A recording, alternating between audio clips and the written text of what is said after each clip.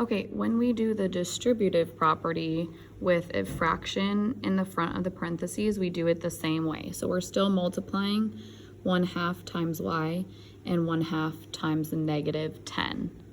There's an invisible number in front of y, which is 1. So I multiply, remember this means multiply. I'm multiplying 1/2 times 1. Anything times 1 is the same number, so I can just rewrite 1/2 y. Just like if this was a 2 times 1, 3 times 1, doesn't matter what it is, even if when it's a fraction, anything times 1 is just 1/2. So then I have to multiply 1/2 times negative 10. I'm going to show that work over here.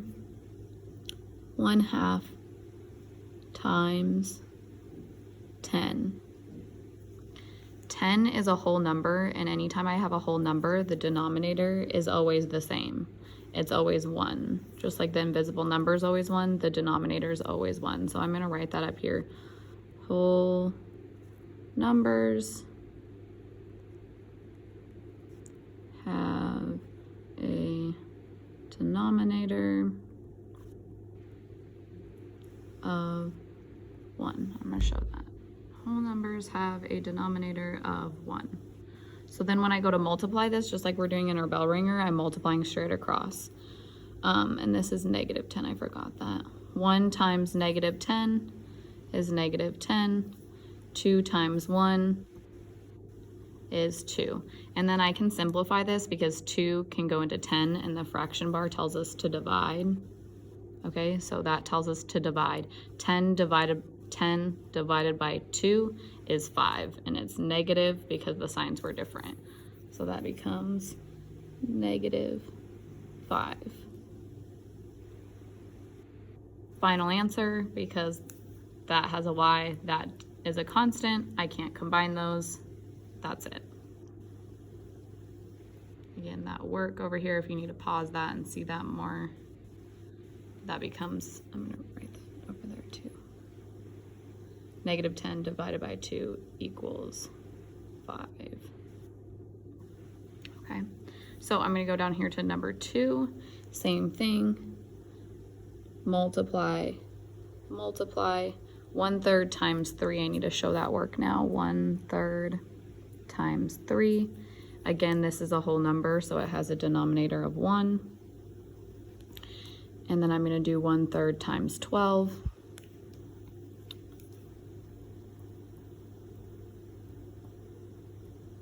Again, that 12 has a denominator of 1. And I'm going to simplify or multiply both of these. 1 times 3 is 3. 3 times 1 is 3. 3 over 3, again, that means division. 3 divided by 3 is 1m. On this side, I have 1 times 12 is 12. 3 times 1 is 3. 12 divided by 3 is 4. It's a positive up here, so I bring the positive down, plus 4. I would accept this as an answer, 1m plus 4, but because this is a 1, it's really invisible, so I can just rewrite it as m plus 4. This would be the more correct answer. You're most likely not going to see this as a multiple choice answer on a test. You'll see this one. So I really want us to get in the habit of not writing the 1 in front of it. Okay, now we have a negative fraction, but our steps are still the same. We just have to remember our multiplying and dividing with integers rules. So when I have a negative times a positive, that's going to be a negative. A negative times a negative is going to be a positive. So I have negative 1/4 times 16 over 1. Negative 1 times 16 is negative 16.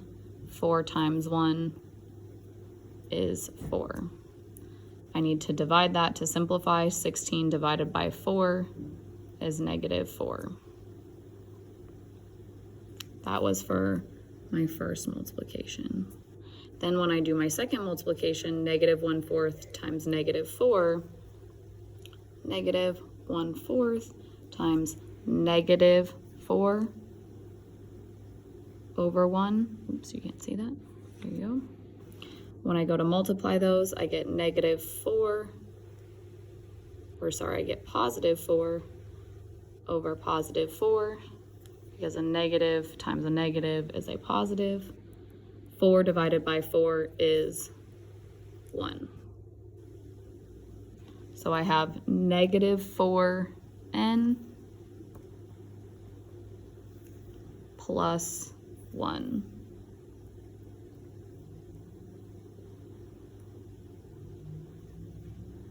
Final answer.